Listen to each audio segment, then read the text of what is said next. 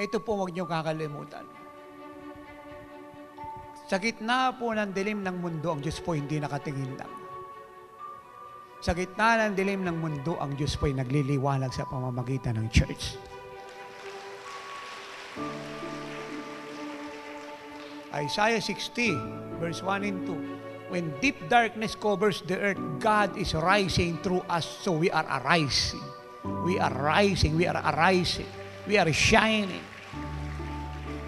So meaning to say, pag ang mundo po'y madilim, tinatapatan siya ng Diyos ng kanyang kapangyarihang sobra sa gawa ng Diablo. At kanino niya po ginagawa yun? Sa pamamagitan natin. Kaya nga sabi niya, gumising ang iglesia ko.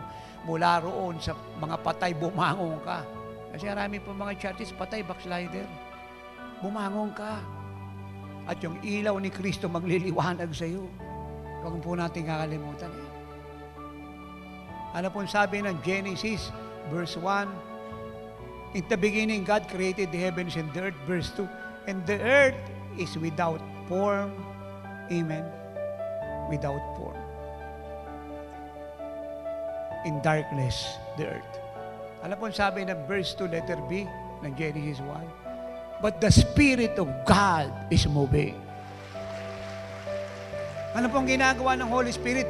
Pag meron pong dilim, siya po ay nagtatrabaho, gumagalaw.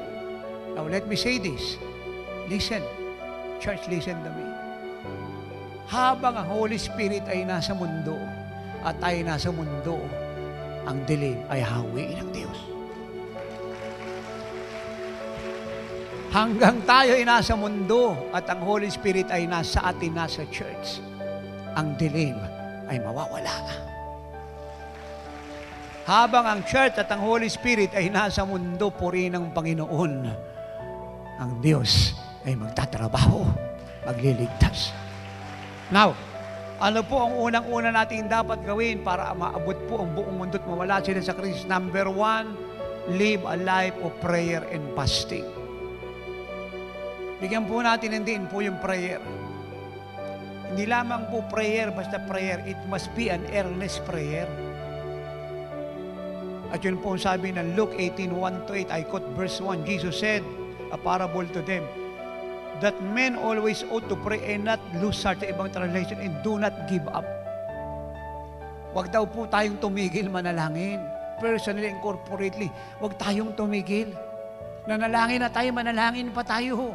Marami na sagot, manalangin pa tayo, huwag tayong tumigil manalangin. Ang manalangin ng buong mundo ay mabalot ng kaluwalhatian ng Diyos. Kung saan po may krisis, manalangin tayo ng gusto. So, inuutusan namin ng Jesus, ang buong Jesus Israel Worldwide Ministry sa pangunguna ng ating mga pastor. Dahil ang Jesus Israel po ay nasa buong Pilipinas. Then, bawat chapter natin sa bawat probinsya sa buong Pilipinas, ipanalangin natin ang ating mga bayan walang tingil pa ulit-ulit na siya'y dalawin ng Diyos. Kung nasa Bulacan ka, ipanalangin ng mga chapter natin sa Bulacan, ang buong Bulacan pa ulit-ulit na dalawin ng Diyos. Nasa Luzon ka, ganoon din, Visayas, Mindanao. Ipanalangin natin yung mga bayan natin na walang tigil tuloy-tuloy.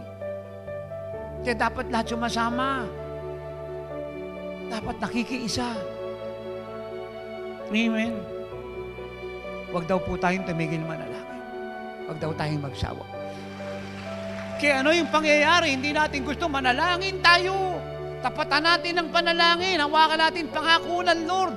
Dali natin usapin sa Diyos, tumawag tayo sa Kanya, sasagot siya, at ipakikita niya yung dakilang bagay na hindi pa natin nakikita.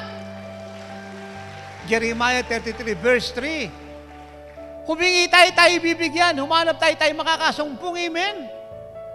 Kumatok tayo, ang pinto'y bubuksan, sapagkat ang humihingi ay binibigyan, ang humahanap ay nakakasumpong, at ang kumakatok ay binubuksan.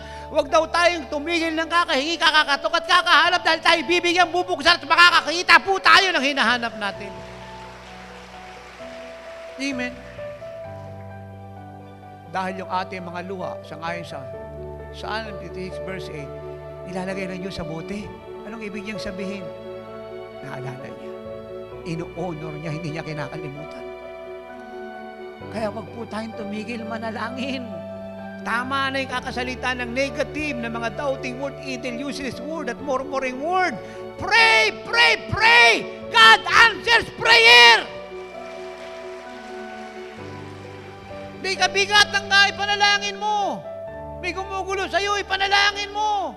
Ano ko sabihin, inaharap mo, ipanalangin mo. Wala kang gawin kundi manalangin ang manalangin. At kahit agaw buhay yung kamag-anak mo, kagaya ni Pedro, mamamatay bukas. Pag nanalangin po tayo nagsama-sama, lalabas si Pedro sa kulungan. At nagumatagi po yung mga Amalekite, huwag kang tumigil manalangin, Moses.